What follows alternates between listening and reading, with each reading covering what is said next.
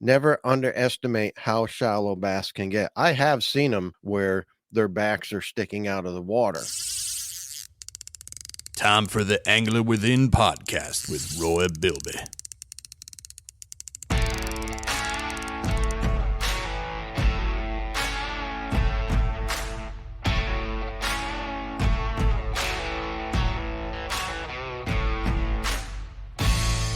So you got to do what I do.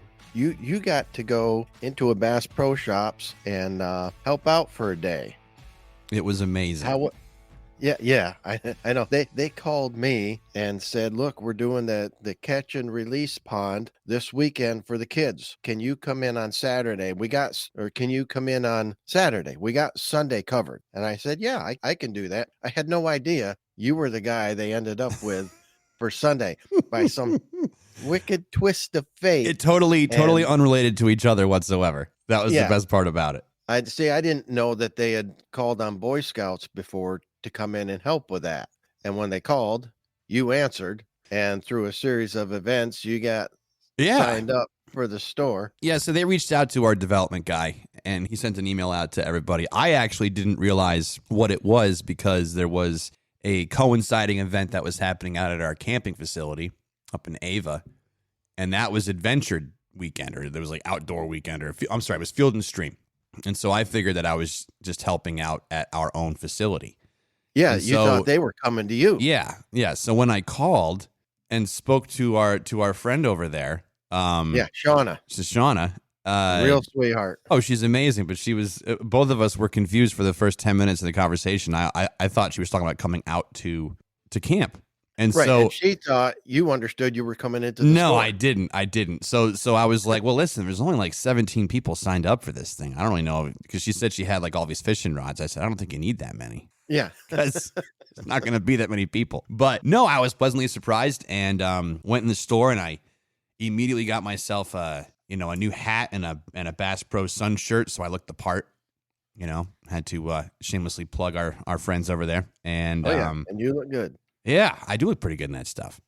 Yeah. But yeah, no, it was amazing. I had a really, really, really good time. It's cool to see young kids who have never fished, period, go in there and not only fish, but catch something. And pretty good sized bass too. Yeah, they had a pool full of them. And here's the interesting thing. Now, I've done that catch and release pond a number of times. And for people listening who don't know what we're talking about, Bass Pro Shops, they have these pools that they put in one of the showrooms. They fill it with water, they get it up to temperature, and they have hatchery fish brought in, get them acclimated, and then they let kids come in with a little bit of direction and leadership, fish for the fish in these ponds. They catch one, they get their picture taken, they get a bunch of free giveaways. And for some of these kids, it's the first time they've ever caught a fish, which is wild because I didn't grow up fishing in pools. But it's an opportunity to get kids starting into fishing. And so I've been involved with that a number of times. But the interesting thing is, this is the first time I've been there where they had the pool full of just bass. There was like 50, 60 bass in that pool. And the hatchery they got them from is Hinckley's, which is like 20 minutes from my house. I'm like, you got to be kidding me. That's where you got them? So, yeah, they're up in Jefferson, New York. And this was when I went in Saturday, I said, well, good, for once they've got all bass. Most of the time, it's full of trout. And the first 5 or 6 kids will catch one, and then everything shuts down, and it's tough to get a bite.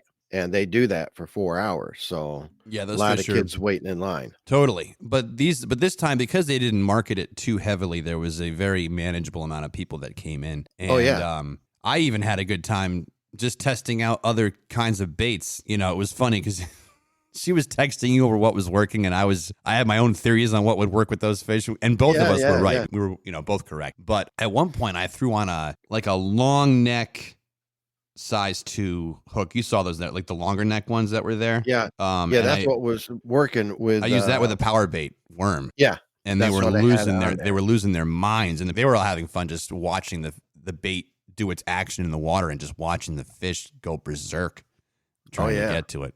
When I was there Saturday, it was the one and only time that I had been there when every single kid that came in caught a fish.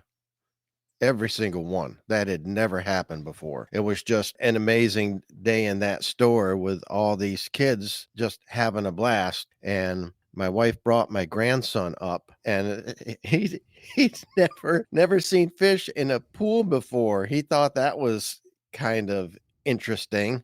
And I said, "Well, you want to fish one?" He's like, "Yeah."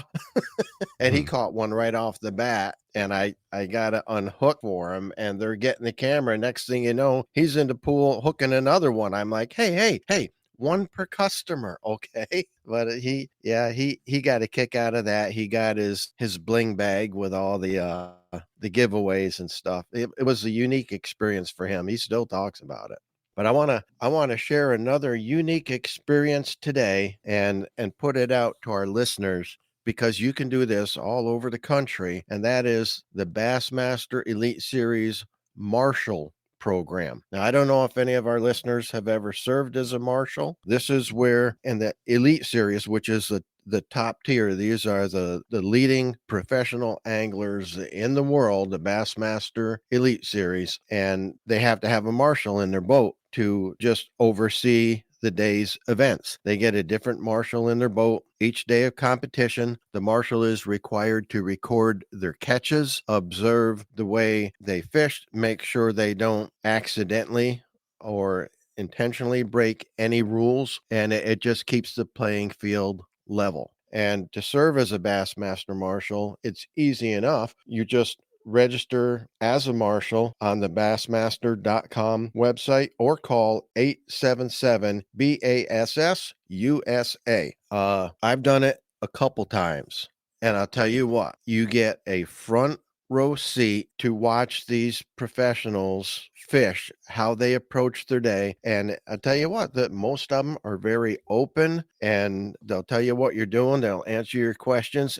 Again, they're working here, so you don't want to interfere with their day or be a distraction. But I've had unique experiences with every guy I marshaled for. I did it once the first year they came to Cayuga Lake in upstate New York, and I did it a second time on the St. Lawrence River, and both were unique experiences. Now, Cayuga, New York is not too far from the Utica, New York Bass Pro Shops where I started doing my pro staff work. And the first day when I marshaled the Cayuga event, it was shortly after Don Barone, who was a writer for the Bassmaster website, did a story on me when I had broken 25,000 bass caught and released. It was like the next year. And the first day pro I had was Matt Herron. And in May of that year, he had just won the Texas Big Bass World Championship, $100,000 paycheck and a lot of notoriety. And I got in the boat with him that first morning,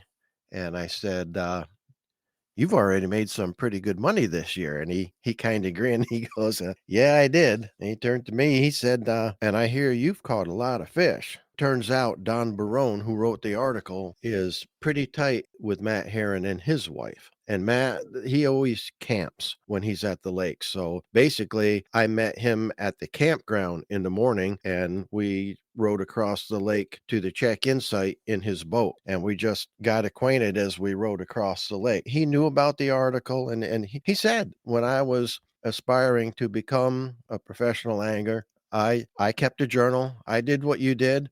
I just kept all the notes and all that stuff. And I still have a lot of those. He said, but now as a touring professional for so many years, he said, I don't have the time to do that anymore. But he kept his journals, and he's got a lot of notes and a lot of useful information that he uses as he travels across the country, which is basically what I mean, I've got 4 decades of notes that help me when I travel and fish places I haven't been in a long time, and it helps you retain information. Now, an interesting thing about my day with Matt Herron, his program that day on that lake was fishing boat docks. And we went into this cove, this bay on one section of Cayuga Lake, and he starts skipping a jig underneath both docks. Now he's sponsored by Dirty Jigs, and he's got his own signature series Matt Heron jig, and he's skipping it underneath boat docks with bait casting gear. But as I'm watching him do this,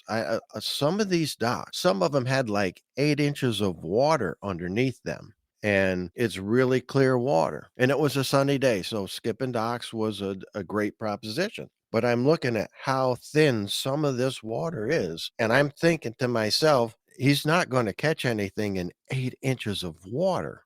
Forgetting, of course, that this man is a touring professional and I'm an aspiring wannabe, and he's pulling some nice largemouth out of those docks that only have 8-10 inches of water underneath them. It really opened my eyes to how shallow these fish can get under some of these docks. I mean, a lot of docks, when I fish docks, I bypass a lot of them.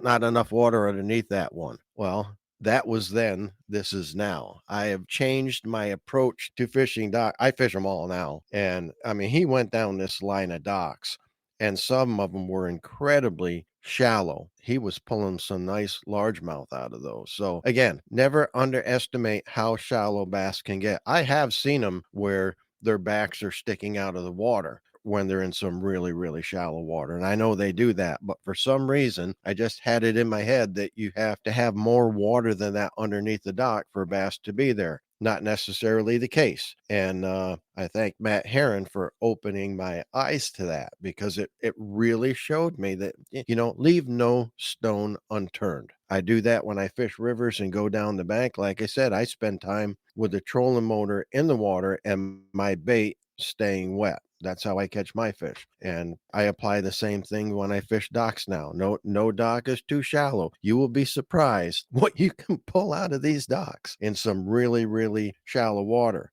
And I served as a marshal for the first 3 days of the competition. What they do is, if you don't have a smartphone, they give you a device where you can log in the catches. You have to report their catches as they fish during the day, and they will go into the main information bank. And that's, if you watch Bassmaster Live or watch the website during the day, they have a Bass Track feature where, as anglers catch fish, it tallies them up in real time with estimated weights, not official weights, but estimated weights. And the marshal and the angler basically agree on how much the fish weighs, and then you punch that in. If you have a smartphone, you can add notes and pictures and stuff like that. So hold on. So why not just weigh the fish? Some of them do. A lot of them don't. When I fish a tournament, every fish that comes in the boat, I immediately weigh it, mark it with a tag, put it in the live well, and I record that weight. So I know what my weight is. And then once we have a limit, we catch our 6th fish, I immediately weigh it. And if it weighs more than our smallest fish, I cull it out. So I've tried to just fish and get 5 in the box and not worry about it until then. But then you're spending 15-20 minutes of your day trying to fish those out of the live well one at a time, weigh them and mark them. They're so active at that point. They're so riled up. You're better off, I've learned, to weigh them as they're caught, mark them, and put them in the live well. Then I know what I got. But a lot of these guys will just take 2 fish and hold them up and eyeball them and drop the one that they think is lighter and put the other one in the live well. A lot of those guys do that. And again, I'm not questioning anybody's method. These guys make a living doing this, and I got all the respect in the world for them for doing that.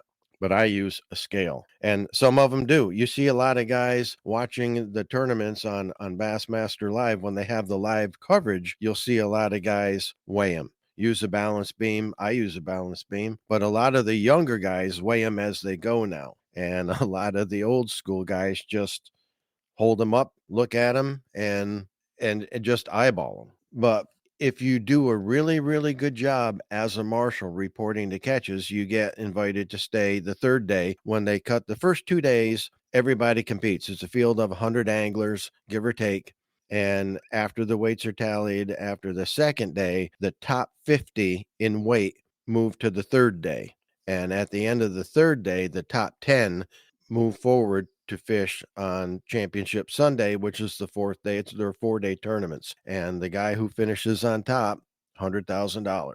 So I marshaled for 3 days at both of these tournaments. And the second day of Cayuga Lake, I had a real special treat. Davey Height, Bassmaster Classic champion, Angler of the Year winner, just a real stellar fisherman, a great guy, served in the military. He was just a class act. I didn't know it at the time. I think Cayuga Lake was the next to last tournament that season, and I had him the second day of the tournament. So I was one of the last few people who ever got to ride in a boat with Davey Height, because the following year he retired from competition and he became a commentator for Bassmaster for all their tournaments, for the television show, for the tournaments, for the live coverage. So, I mean, when I sat in the boat that day with him, it was probably one of the last, 5 marshals he had. That was a lucky draw. And I was a huge fan of Davey Height. He's a big deer hunter. We talked about deer hunting, and he's very, very good friends with another pro angler, Clark Wendelin, who's from Olander, Texas, and Davey's from South Carolina. But they were good friends and competitors, but they were really, really good friends. And Clark Wendelin's family is in the timber business. They own huge tracts of land, and they have a lot of property that they deer hunt, and they do high fence hunts, but they have a lot of property fenced in. And Davey has hunted there a few times. You've been to my house. You've seen that monster buck I got on the wall, right? Oh yeah. It's scored 205. And it's just insane. 6.5-year-old deer. And we were talking deer hunting. Now that one, my property borders a deer farm, Caskey Mountain Deer Farm. People should look that up online. Caskey, Caskey, Caskey Mountain Deer Farm. This guy has the world record 1-year-old. The world record 1-year-old scored 357 inches. He's got the world record 2-year-old. He's got the world record whitetail that was ever shot. And just insane what he raises on the backside of the hill that we live on. I worked for him for 15 years helping on the deer farm, and he offered me a hunt there. And I said, well, I don't know how I feel about a high fence hunt. He said, you will shoot the biggest deer of your life. I said, yeah, no kidding. I just don't know how I feel about that type of a hunt. I asked 3 of the best whitetail hunters I knew what I should do having that offered to me. And the first 2 said, if you don't do it, I won't say it to your face, but every time I look at you, I think, what an idiot. and that didn't sway me. Was it a moral thing because of the fact that these deer were managed and grown and with a purpose, and they're all boxed in to a place? Is that why you don't like? Because it's removing some of the challenge. Well, I said, how much of a challenge is that? Well, I did a little research of my own, and the first people that did a high fence hunt, there was a property. They had 25 acres. All it was, 25 acres fenced in. They took 5 of the top whitetail writers and hunters that were just at the top of their game at the time, and they put them in this 25-acre high fence deer farm with these monster bucks in it for 3 days. 5 of the best whitetail hunters on the planet. 3 days, 25 acres, 5 guys in there in 3 days. Nobody saw a single deer. Oh. I mean, these deer, whitetail, have incredibly keen senses, and apparently when you box them in and you put people in there, they avoid them even more. I said 25 acres and 5 of the best deer hunters in the planet in 3 days never saw a single deer. Well, the guy that swayed me, the third guy I talked to, he says, well, how do you know how you feel about it until you try it? I said, well, I just think that I'm not sure how I feel. And he said, but how do you know until you try it? And he made a good argument. So I agreed to do it. Now, here's the thing. His area where he has these deer behind the fence is 100 acres. There was approximately 200 deer in there at the time, inside 100 acres. And he had blinds set up in different areas. I was overlooking a wide open field. Oh, yeah. And I saw deer every day, and I saw some big deer. But he selected the deer that I was to shoot. So I had photos of it. He had pointed it out to me. He said, that is the deer you are allowed to shoot. I hunted in there 6 days till I got a shot at this one specific deer out of 200 inside 100 acres that had to come onto this wide open field that was 150 yards across, where they would come out and graze. And so when this deer finally did come in, I'll tell you what, it was no different than anything else. My heart was pounding out of my chest. And you've seen the deer. So anyway, fishing with Davey Height. It's the second day of the tournament. He's catching nice fish on the upper end grass flats. Same area Kevin Van Dam is fishing, and a whole bunch of other guys are fishing. And it was a very popular area because it was a shallow, grassy end of the lake, and a lot of guys were there for the largemouth. And Kevin Van Dam ended up winning that tournament. Jordan Lee finished second. Jordan Lee was in position to win, and Van Dam pulled it out at the end. And he told Jordan Lee on the weigh-in stage, you're going to have your time. And of course, Jordan Lee has gone on to win back-to-back classics and has had a huge career and still having a huge career. But fishing with Davey Height that second day, we were talking deer hunting. And keep in mind, this man is fishing for $100,000. Every cast counts. And we're talking about deer, and he's talking about hunting on Wendelant's property. And I think he said his best one was 173. And I said, the best one I've ever shot is 205. He stops mid-retrieve and turns around and looks at me and says, what did you say? I said, 205. And he's like, do you have pictures of that? I said, oh, yeah. He's like, well, I want to see him. He stops fishing, and we're sitting down, and he's looking at the pictures on my phone. And I told him this was a high fence hunt that borders my property. I worked for the guy for 15 years. He wanted me to come and do a hunt.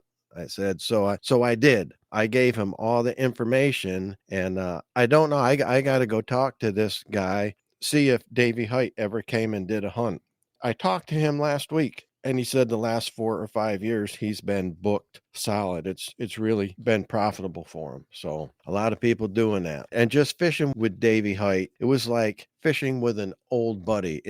We got along so well. He was a true gentleman, and it was just a blast spending the day in a boat with this guy who's a classic champion, angler of the year winner, and watching how he approached fishing a grass flat. I thought he'd use a Texas rig or something like that. He did not. He was putting a weight in the head of the worm, but putting the hook a little bit farther back so it would drop tail down, but it was an exposed hook. It's an eco rig, and he would prepare a lot of them on the deck so that they were ready to go, because he went through a lot of worms, and like probably 3 out of every 5 casts, because of that open exposed hook, he was pulling grass off. I mean, 60% of his casts were getting fouled every cast, and he's just making little short pitches, but he was also catching a lot of chunky largemouth. So it worked for him. The third day, I drew Stephen Browning. Now, he's not on the Bassmaster Elite Series anymore. He moved over to the Bass Pro Tour, and he's done well there. And this is a guy who had won several Bassmaster tournaments, opens, and stuff like that. A good fisherman. If you don't know this about Stephen Browning, his son, Bo Browning, is now fishing the Bassmaster Elite qualifiers to try to qualify for the Elite Series. And his son is a good fisherman. But back when I drew Stephen, his dad, to fish on Cayuga Lake as his marshal, he was in the third flight going out. There's fewer flights the third day. And his takeoff time was like 6:40, something like that. And so I'm waiting in the parking lot for him to show up then, and it's like 25 after 6, and he's nowhere to be seen. So you get their cell number. So I put a call into him, and he answers the phone. Hello? I said, Stephen? He goes, yeah, I said, I'm at the launch. Your flight takes off in 15 minutes. He goes, holy crap, what time is it? And I'm thinking, oh great, I draw the one guy that oversleeps. I said, you're taking off in 15 minutes. Where are you? He laughs. He goes, I'm pulling in the parking lot. He's pulling my leg. He got you. Totally got me. He got you. All right.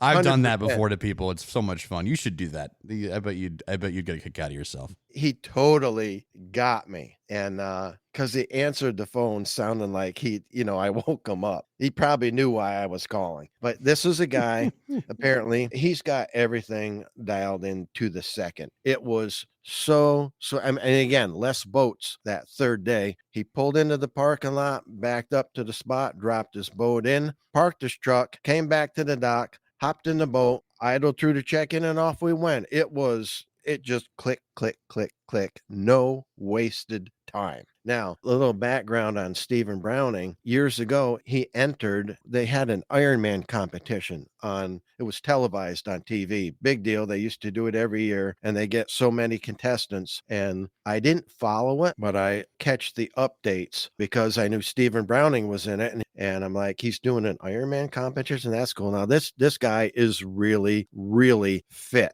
Is zero body fat. He's just a very, very fit person, which helps him with his fishing competition. Well, he ended up winning the Ironman competition. And what you have to understand about me is I follow the professional bass fishing circuits like everybody else follows football, baseball, basketball. I know the anglers. I know their wives, their kids' names, their families, where they live, what they drive, who their boat sponsor is. It's the one sport I follow. So he hops in the boat that morning. Now, this guy won an Ironman competition. He hops in the boat with a cup of coffee in one hand and a bear claw in the other. I'm like, breakfast of champions, I suppose. He was hungry, Roy. Stop judging. Yeah. But I talked to him about the Ironman competition. He goes, oh, you remember that? I said, man, I have followed your career from day one, which he appreciated. And he was a good fisherman. The guys that make the third day, they're automatically getting a $10,000 check. He was like down in the 30s in the standings, but you fish that third day, you got the opportunity to raise yourself in the standings, get more points for the Angler of the Year race and qualify for the Bassmasters Classic. So that was his goal that day, move up in the standings. Now, keep in mind that he's competing that day for 100 grand, just like Davey Height was fishing for $100,000. And all he wanted to talk about was that day back home in Arkansas, his wife and son, who was in high school at the time, were fishing a local derby. And he was like, I wonder how they're doing. I wonder how they're doing. And at the end of the day, when he pulled back to the ramp, he got right on his cell phone to see how they had done in their derby for like $200. He's getting a check for 10 grand. And he's more concerned about how they did in their local, derby back at home. So now his son, Bo, has since, like I said, gone on, and he's a professional angler fishing the Bassmaster Opens. So interesting aside to Stephen Browning, and he did well in that tournament as well. Those are the three guys that I rode with and got acquainted with in that Cayuga Lake tournament. But the following year, I served again as a marshal for the St. Lawrence River when they were up there. The lake was off limits. So they could go to where the river goes into the lake, but they could not go into Lake Ontario itself. So they had to stay in the river. Now, I'm a Nitro Bass Pro Shops guy. The first day I got the dream pit, I got Ott Defoe. And a couple years later, he won the Bassmasters Classic. But this, of all the guys in that field, Ott Defoe, big Christian fisherman. He's won a lot of different accolades, a lot of different tournaments. And just if I had my choice, he would have been my number one pick. And out of the blue, that's who I get. And that tournament, my tournament partner got selected as a marshal too. So we roomed together and we compared notes every day with who we got drawn with. He's like, who'd you get the first day? I said, I got Ott Defoe. He's like, get out of here. I said, who'd you get? He got his dream pick, Greg Hackney. Of all the 100 guys in that tournament, if he could have picked one, the first day we both got the one guy we wanted more than anybody else. So we were psyched. And this was this time of year. It was July when they had that tournament up there on the St. Lawrence, and they said some of the bass could still be bedding. So in our pre-tournament meeting for the marshals, they said, if your angler is bed fishing, you must confirm that the fish is hooked in the mouth. All right.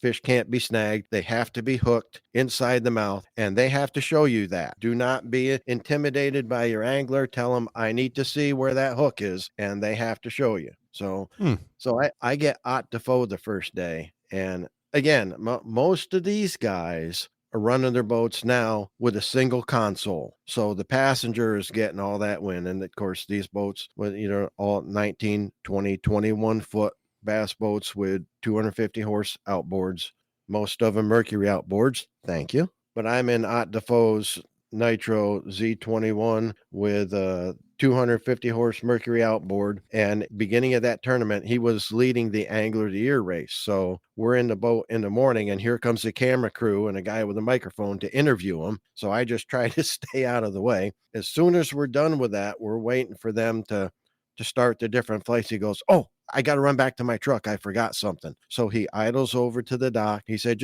can you hold my boat here? I'll be right back. I said, sure. Runs up over the bank into the parking lot, goes to his truck, comes back with a full face motorcycle helmet.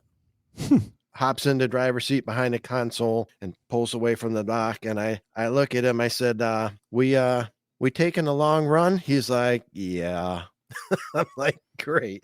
So there I am, taking wind at 72 miles an hour for an hour. He ran all the way up to the mouth of Lake Ontario and was fishing crystal clear water in this bay. And there's a ton of current. Can I interrupt you for a minute? Yeah. Is it good etiquette to have an extra helmet on the boat for your ride along in those situations? Like that guy, he happened to have a full face helmet for himself. He was fine, but you were not fine for an hour going 70. What do you do? Just put your back to the wind and just look out the back of the boat when he's doing that? Or you take it right to the face? What are you doing? Nope. Take it right to the face. I had a sun buff and all that stuff. You just do you have your one? Hood down as tight as you can, and you take it. So when you go full bore across the lake, do you wear a full face helmet?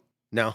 I have in tournaments like way early in the year when it's a frosty cold morning and you're not going to be, when you wear the helmet and you get to the other end of the lake and your head is fine, but you go to stand up and your legs are stiff and your arms don't work because the air temp was 40 degrees and you just ran full bore the length of the lake. What would the wind chill be at that point? I'm sure it was down even at 40. Yeah. Now I'm curious. I'm going to, for those of you watching at home, let's see here, 40 degree. 65 miles an hour in my boat. While you're figuring that out. Wind chill. We get to the spot where he's decided to start. It's a back bay area. There's no current in there. The water's crystal clear and it's only 3 foot deep, but he's pulling fish out of here. It's, big smallmouth, big largemouth. He got a limit in short order, but he wasn't really happy with the weight he had. So he wanted to go try to find some bigger fish. If it's 40 degrees outside, wind speed 65, wind chill is 24 degrees. Fahrenheit. Yeah. And that's what it feels like because you go to stand up and your legs are stiff, man, and you got to loosen up your arms that you can't, your hands are cold. It's rough, but we love it. We got to this section where he went to another area to try to cull up, and he did. He culled some nice largemouth there. We're fishing down this one stretch, and again, it's a big, huge backwater area. Grass overhanging the bank, willow trees. I mean, it just got largemouth written all over it. But there's this one huge willow tree in the back of this pocket, and he's working his way towards that willow tree. And we're laughing and joking all day. Got along like old high school buddies. He's a great, tremendous angler. And underneath this willow tree, there's a box frame for a mattress. And I'm looking at it. What is that thing sticking up? And as we get closer and I see it and I said, is that a box frame for a mattress underneath that willow? He goes, yep, that's what it looks like. So I got my official voice and I said, well, just so you know, if you catch a fish there, I'm going to consider that bed fishing and you'll have to be hooked in the mouth. Thank goodness he laughed. He did. He said, "Oh, Roy's, okay, Roy's got jokes. that's fair." But yeah, he never caught a fish off it, so we were cool. But I really had a blast with him. That was just one of my all-time heroes because of the way he represents himself, and just he's got all tons of integrity, just a great guy. And I got to spend a day with him in his boat. Awesome. Now my tournament partner, Fishwood Greg Hackney. Oh, he had some stories. Hackney, I said, "How was your day?" He goes, "He's an animal." I said, "What?" He said, "He's crazy. He's 100 miles an hour, and it's just crazy." He ran all the way up to the mouth of the St. Lawrence. And at one point, it was a little misty and rainy that morning. So we all had bibs on, rain jackets. It warmed up later in the day. So you just got a hoodie on with you still got your bibs on. And most of the time, you're just sitting down in the passenger seat trying to stay out of the way. So my partner sitting there, they get ready to move to another spot. Hackney says, "I'm just going to change out the water in my live wells." Well, when we do that, we hit the pump the water out to a certain level, and then we just bring in fresh water, circulate it, and then head down the lake. Apparently, that's not what Hackney does. He pumped it out, but then he opened both live well lids, starts the outboard, guns it in reverse, floods the back deck, which fills up the live well. He said, "I'm sitting in the seat. I had no idea. What's he starting the motor for? He's got to put water in." He guns it in reverse, and he floods the back deck, which this wall of water comes over the back seat, right down my partner's bibs, soaks him. Hackney just slams the live well lid shut, jams it in forward, and they go flying down the lake. No explanation. That's just how he feels. He saves a lot of time, I guess. Yeah, that's what I figured. Sounds like it would. Was your partner upset that he got wet in his bibs? Oh yeah, he was soaked for the rest of the day. Was he angry? No, he was like, he didn't. You don't say anything. You just go with it. I'm not hearing anything about having spare clothes in either of these instances. Like, you were out there on the 70-mile-an-hour run. You had, you think you would have brought like an extra layer with you or something. And this guy, he gets water down his bibs. He doesn't keep. You guys don't keep a bag of dry clothes on the boat. The anglers do in case they fall in. Well, you're an angler. Yeah, I didn't carry extra clothes to the tournament to put in the boat. Right. I don't know. Just Monday morning quarterbacking here. That's on.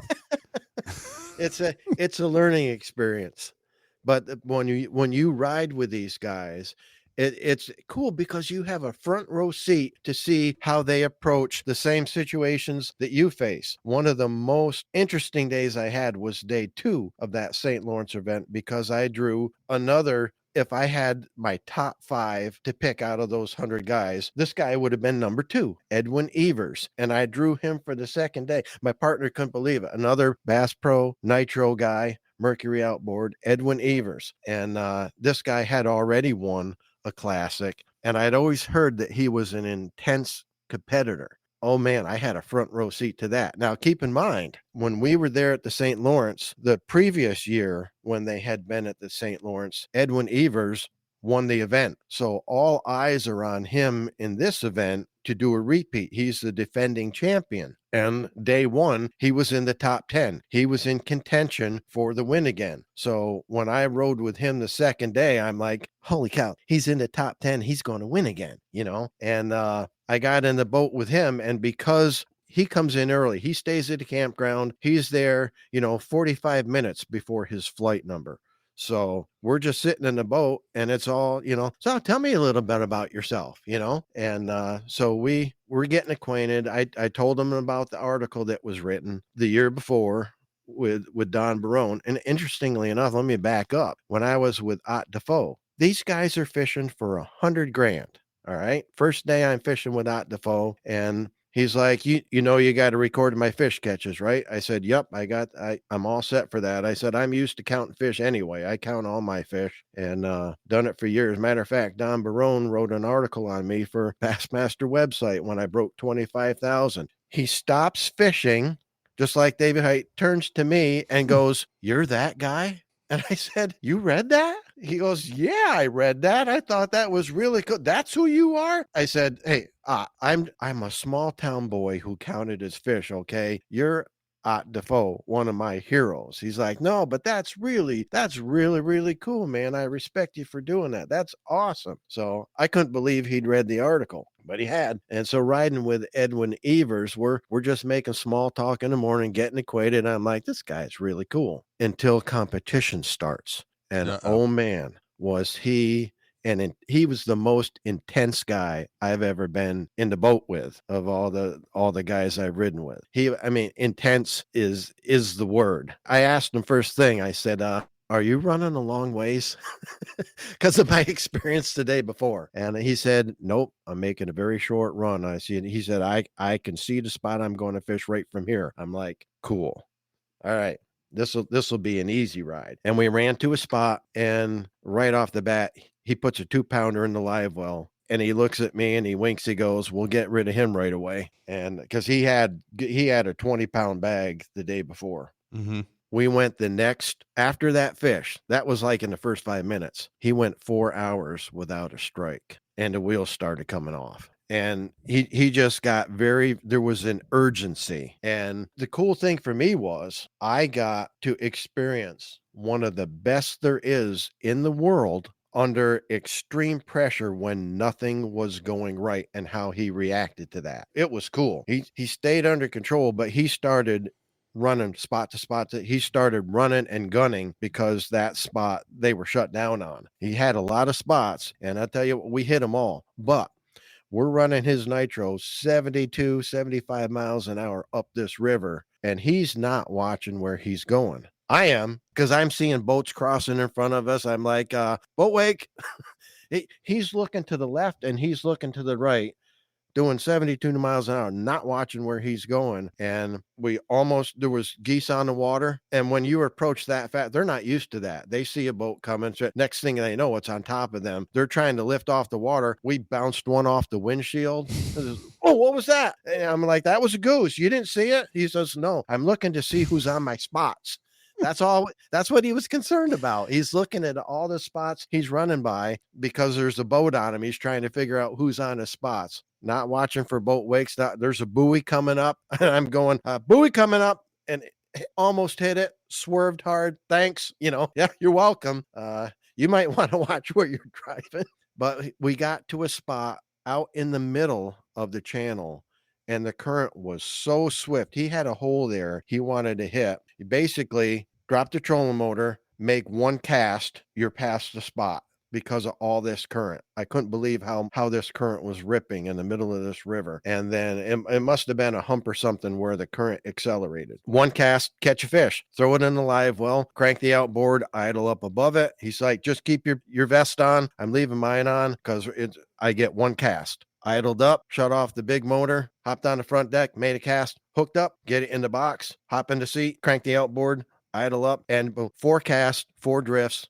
He had his limit. Then he settled down a little bit, and he did actually cull once or twice before the end of the day. And he said, I'm not going to make the top 50. Yeah, I'm going to be going home. But he did make the 50 cut, and he got to fish the third day, got a check for 10 grand.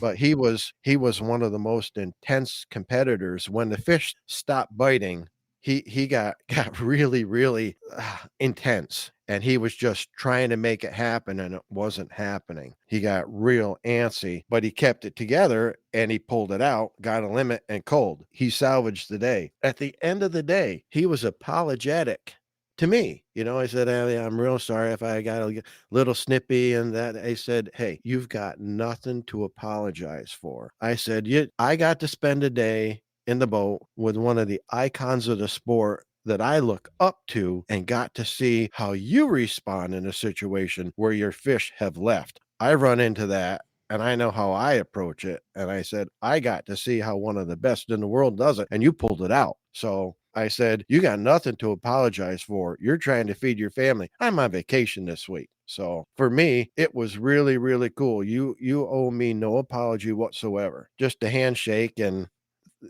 thanks for the ride, Edwin. And then the third day, I drew Bernie Schultz. Now, this is a guy from Florida who he almost always up north places in the top 10. He did the year before, and he did the year I rode with him. He fished the final day in the top 10. The thing about Bernie Schultz at the time, he was in his mid 60s, I believe. He's 70 this year, still competing. Rick Clunn is 77 this year, still competing. Bernie Schultz is another one of those guys who's very, very fit. He was in his mid 60s at the time. We ran all the way to the mouth of Lake Ontario, an hour doing 72 miles an hour in his Ranger, and he didn't wear a helmet.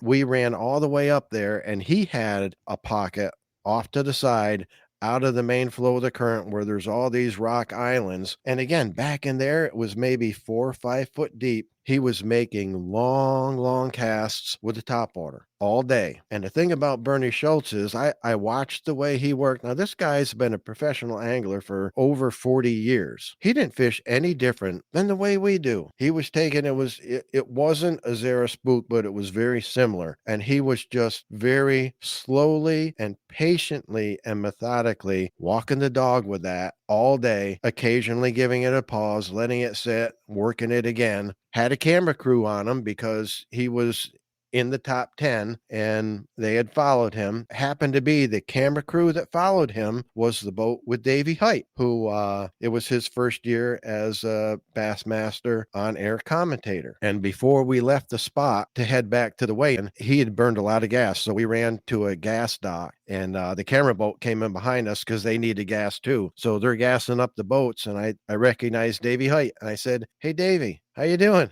He goes, "Pretty good." I said, "I was your marshal at Cayuga Lake last year on the second day we talked deer hunting." He goes, "Oh yeah, I remember you." And then he asked me, "What's your bass count up to?" Because he'd read the article. He knew all about that too. So he was curious what my bass count was up to. To have these guys interested in that was a real trip for me. So, but Bernie Schultz, he would fish that top water so patiently the entire day, and he was getting about 1 bite an hour, but every smallmouth he put in that boat was 4 pounds and over. It was just a really neat day. And this guy in his mid 60s, all right, all he consumed that entire day, he had a bottle of water. I saw him take 2 sips off it the entire day. How do you maintain like that? I mean, years ago when I started fishing tournaments, I would not take anything to eat or drink. It's all about catching fish. I'll eat or drink on the way home. And I have learned as I've aged that in order to compete at the level I want to compete at, I've got to maintain and fuel myself and keep myself hydrated and do all that during the day. I see when you watch the tournament live coverage, a lot of the younger guys in their 20s now are doing that. They're drinking water, they're eating nutrition bars, they're eating good healthy stuff, and they're fueling their bodies all day. Yet these old school guys like Bernie Schultz, 2 sips of water all day. It's amazing. It amazes me how they maintain the competitive ability and edge that they have to still be making a living competing like that today. So that's my experience with 6 different professional anglers across 2 years, and seeing how they approach it, what I learned from them, and just the unique experiences I had with these guys that amazingly knew about me and what I'd accomplished. And pretty cool. So I highly recommend the Bassmaster Marshal program. They need marshals at every event. Interestingly enough, that one at the St. Lawrence, they didn't have enough marshals. They reached out to the local high school anglers to fill the field with marshals, for that event, because they just didn't have it. And I think sometimes you see boats with only the angler in them, that a lot of times they don't get enough people to marshal for these events. And it's a unique experience where you get a front row seat. It's like an 8-hour seminar and you're the only guy in the audience. It's a great way to get to know these professional anglers, and you learn a lot from them. There's always good takeaways. I think it was like $150 when I did it, but you get all kinds of stuff from Bass. You get shirts, you get hats, you get gift bags, you get all this stuff. They feed you. And I used to pay $150 for a 1-day seminar where you got 1 hour from 4 different anglers. All right. 4 hours, $150. For the same $150, I spend 3 days in the boat with guys. You're talking 24 hours. There's there's not a better bargain on the planet, and they need marshals. So if you want to register as a marshal, everybody, go to bassmaster.com and look for the marshal link, or call 877 BASS USA. And as always, we appreciate all the comments and all the guys that listen out there. I've said it before. The whole purpose of this podcast is to disseminate information which I've gathered over 40 years of keeping a highly detailed journal that's helped me become a better fisherman. And it's all about helping you learn how to tap into your angler within.